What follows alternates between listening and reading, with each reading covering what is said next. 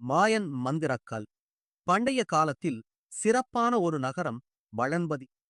அது அரசர் வீரசேகரனின் ஆட்சியில் வளமுடன் இருந்தது. அந்த நகரத்தின் சிறப்பு அதன் மந்திரக்கல்.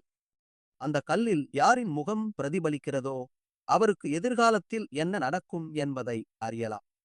ஒருநாள் அரசர் தனது அமைச்சர்களுடன் மந்திரக்கல்லை பார்வையிட சென்றார்.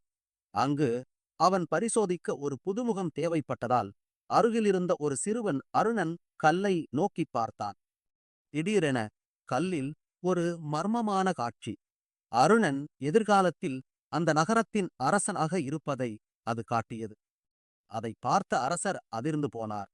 இவன் ஒரு சாதாரண சிறுவன், இது எப்படி சாத்தியமாய் என்று யோசித்தார். பயந்து போன அமைச்சர்கள், அரசே, இவனை நகரத்திலிருந்து விரட்டிவிடலாம் என்றனர்.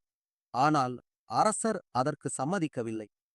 ஆமாம், காலம் ஓட அருணன் அறிவில் மேம்பட்டவன் ஆனான். அரசர் முதுமையில் அவனது புத்திசாலித்தனத்தைக் கண்டு அருணனை தனது வாரிசாக அறிவித்தார்.